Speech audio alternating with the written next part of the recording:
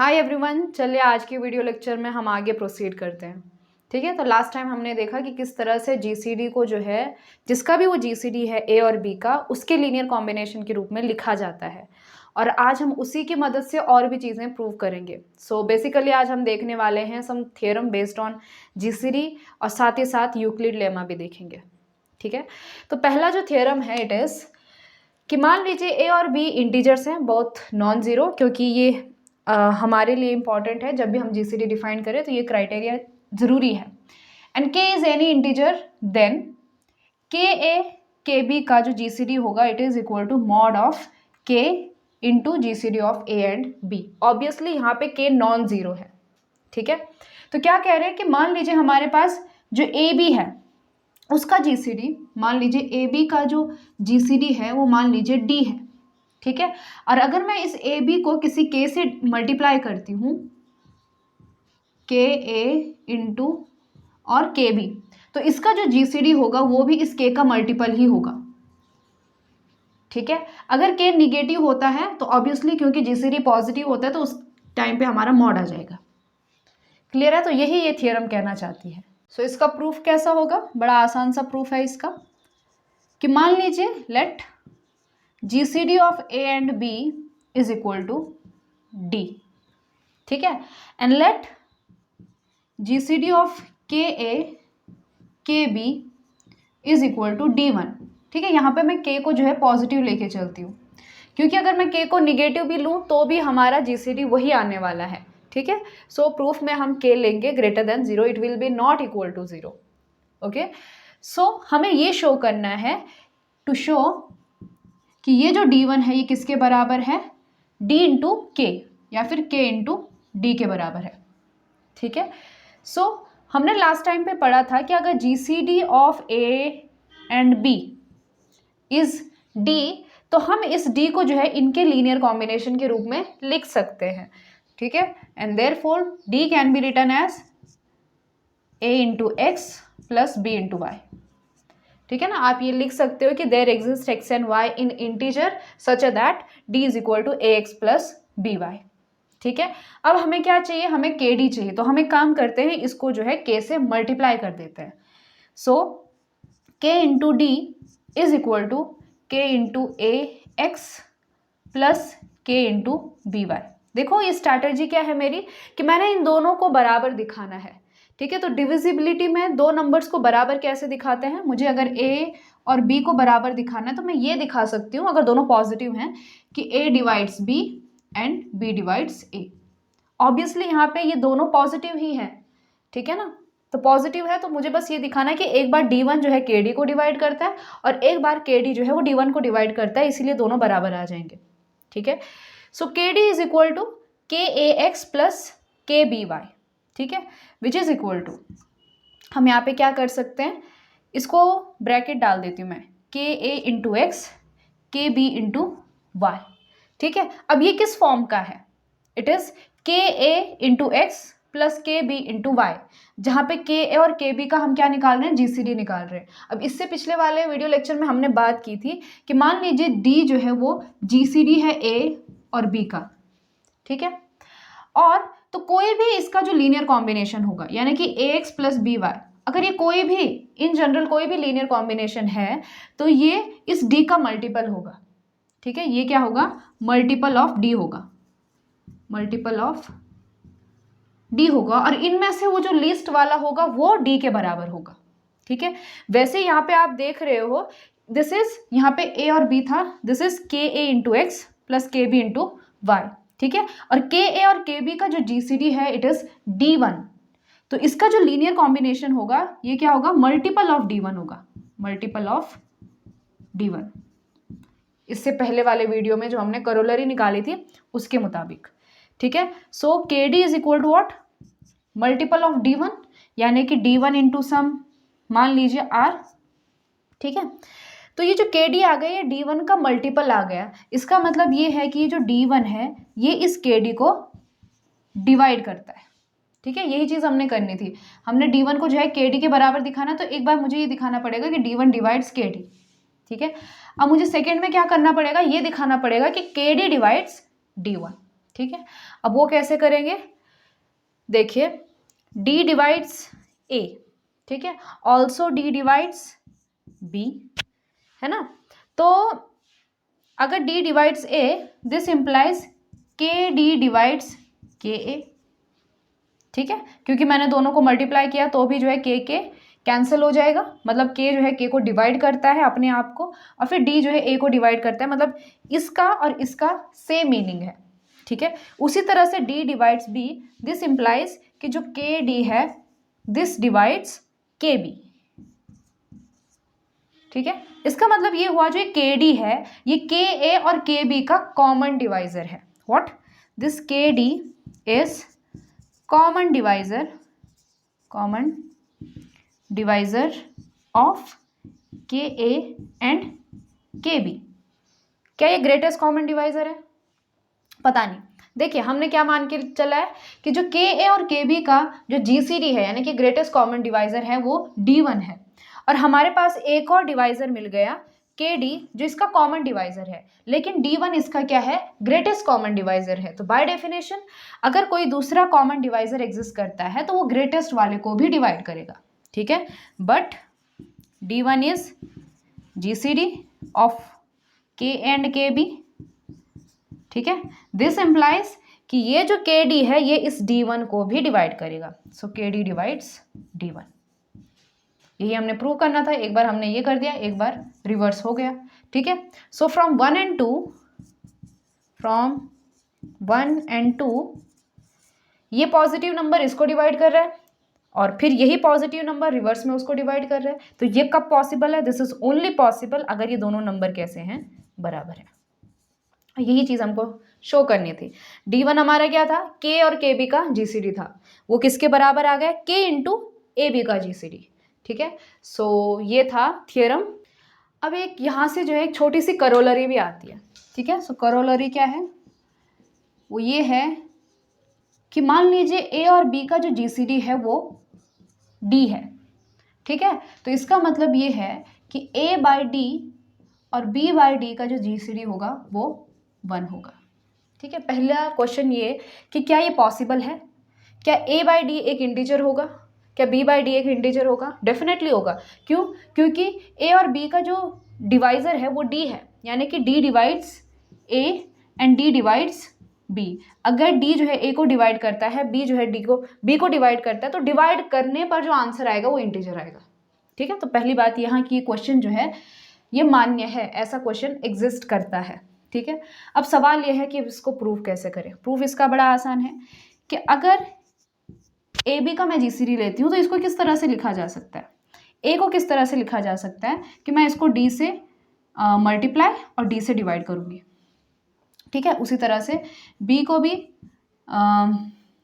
D से multiply और D से डिवाइड करूँगी, ठीक है। सो D खत्म हो गए फिर से A, D खत्म हो गए फिर से B देगा, तो सेम बात है, विच इज़ इक्वल टू, अब हम एक काम करते हैं इस D को आगे लिखते हैं। सो D into A by D, और ये हो गया D into B by D। और ये हमारा पिछला जो थियोरम था उसके जैसा है कि KA KB का जो DCD होगा वो क्या होगा, K into DCD of A and B हो जाएगा, ठीक है। तो यहाँ पे K का रोल कौन कर रहा है, D कर रहा है, जो कि पॉजिटिव है, विच इज इक्वल टू, तो D बाहर आ जाएगा, अंदर क्या बचेगा, GCD of A by D, comma यहाँ पे क्या आ जाएगा, B बाई D, ठीक है। ये किसके बराबर चल रहा है, A और B के GCD के बराबर चल रहा है, और A और B का जो DCD है वो क्या है, इट इज D, ठीक है। तो ये जो D और ये D खत्म हो जाएगा, क्लियर है। So 1 is equal to A upon D, B upon D, ठीक है। तो कहने का ये मतलब हुआ कि अगर किसी दो नंबर का GCD D है, आप उस D से उसको डिवाइड करोगे तो ये जो नए नंबर बनेंगे ये को प्राइम बनेंगे। ये क्या होंगे, को प्राइम, यानी कि आपस में को प्राइम होंगे। उन दोनों का जो GCD होगा वो 1 होगा, उन्हीं को को प्राइम कहते हैं, ठीक है। को प्राइम या फिर इन्हें कहते हैं रिलेटिवली प्राइम, ठीक है। जरूरी नहीं है कि दो नंबर अपने आप में प्राइम नंबर हो, लेकिन एक दूसरे के साथ उनका जो GCD है वो 1 आता है, यानी कि वो एक दूसरे को डिवाइड नहीं करते हैं, ठीक है। यानी कि उनका जो कॉमन डिवाइजर है वो केवल 1 ही है, ठीक है।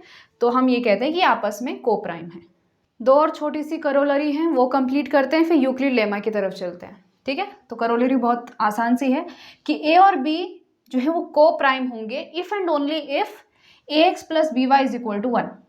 ठीक है, अब सोचने वाली बात यह है कि यही चीज़ हमने अभी थियरम में भी कही थी कि अगर ए और बी का जीसीडी डी है तो उसको जो है a x plus B Y is equal to d के रूप में लिखा जा सकता है। तो इसमें अलग क्या है, ठीक है, उसी का तो पर्टिकुलर केस है, लेकिन यहाँ पे इफ एंड ओनली इफ है। ठीक है, अब समझ जाएंगे आप लोग कि ए और बी को प्राइम हैं। ठीक है, सो हम पहले इसको फॉरवर्ड वाले में लेके चलते हैं। तो ए एंड बी आर को प्राइम। ठीक है, तो इसका क्या मतलब होगा, इसका मतलब ये होगा कि GCD of A B is equal to 1। So by theorem, हमने जो थियरम पढ़ी थी आप लिख देना, बाय दिस थियरम कि देयर एग्जिस्ट एक्स और वाई इंटीजर ऐसे एग्जिस्ट करेंगे सच दैट कि ए एक्स प्लस बी वाई किसके बराबर होगा, उसके जीसीडी के बराबर होगा, और इनका जीसीडी क्या है, 1 है। ठीक है, लेकिन अब इसके रिवर्स को भी प्रूव करना है हमने। देखो जनरली रिवर्स जो है वो ट्रू नहीं होता है। मान लीजिए ए और बी का जीसीडी जो है वो कुछ डी है। ठीक है, और अगर मैं ए और बी का जो कोई भी लीनियर कॉम्बिनेशन लेती हूँ, मान लीजिए कुछ भी ए एक्स प्लस बी वाई, ठीक है, तो अगर मैं ए एक्स प्लस बी वाई लेती हूँ, ए और बी का लीनियर कॉम्बिनेशन, मान लीजिए वो सी आता है। ठीक है, तो ज़रूरी नहीं है जो ये सी है ये इन दोनों का जीसीडी होगा। ठीक है, सो ये जो सी होगा ये इन दोनों के जीसीडी का मल्टीपल होगा, लेकिन ज़रूरी नहीं है कि जो ये सी है ये इसका जीसीडी ही हो। ठीक है, लेकिन अगर ये दोनों को प्राइम होते हैं तो ऑब्वियसली यहाँ पे जो आएगा जो कि 1 आएगा वो हमेशा इसका क्या होगा, जीसीडी होगा।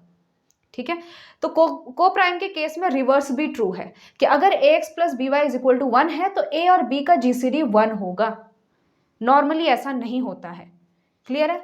ओके, सो अभी क्या है कि ए एक्स और बी वाई इनका लीनियर कॉम्बिनेशन कितना है, 1 है, और हमें ये शो करना है कि ये ए और बी कैसे हैं, रिलेटिवली को प्राइम है या फिर रिलेटिवली प्राइम है।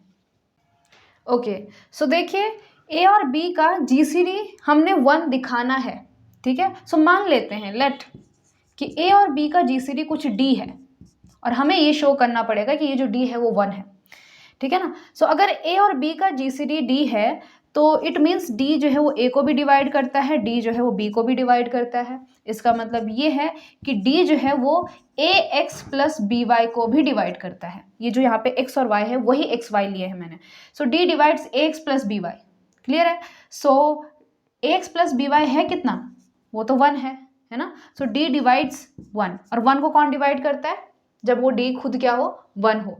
ठीक है, ऑब्वियसली -1 भी डिवाइड करता है, लेकिन d इज पॉजिटिव तो ये तभी पॉसिबल है। This implies this is only possible if d is equal to 1। ठीक है, सो ऑब्वियसली a और b का जो जीसीडी आ गया वो 1 आ गया, मतलब ये आपस में क्या है, को प्राइम है। ठीक है, एक और छोटी सी करोलरी है वो भी देख लीजिए कि मान लीजिए a जो है वो c को डिवाइड करता है, b भी c को डिवाइड करता है। ठीक है, और ये जो ए और बी है ये आपस में को प्राइम है, यानी कि दोनों का जीसीडी 1 है। तो इसका मतलब ये होगा कि इन दोनों का जो प्रोडक्ट होगा वो भी सी को डिवाइड करेगा।